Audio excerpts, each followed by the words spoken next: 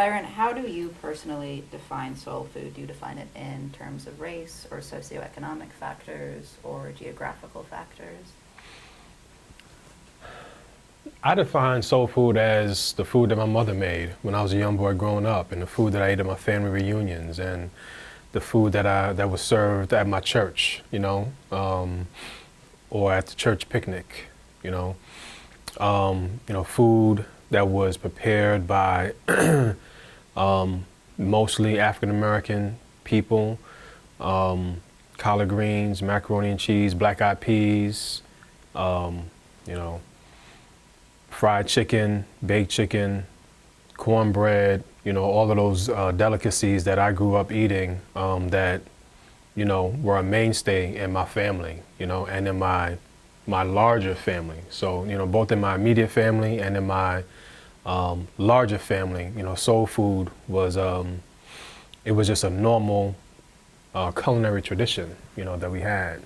So, but I also understand that soul food transcends race and culture and class.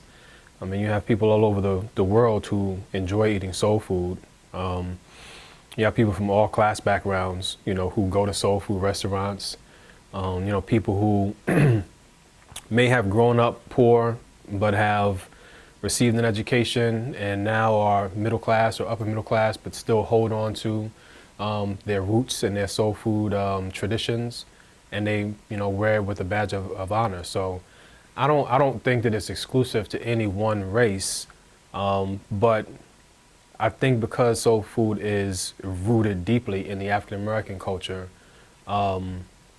I think African Americans have sort of been the chief cooks and the chief architects of it. Although again, it's not exclusive to African Americans. So when you started out to make a film about soul food, what was your main motivation and what you wanted to get out of it, and what you wanted audiences to take away from it? My motivation in making the film Soul Food Junkies was to add to the national conversation that was taking place around food and health and wellness and nutritional related disease and the food industry and food deserts and food insecurity and people's access or lack of access to healthy, nutritious food.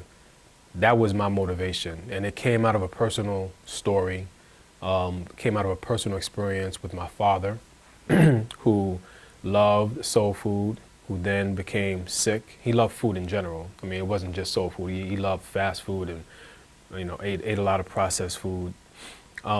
So it came out of that experience. That's what motivated me to make the film.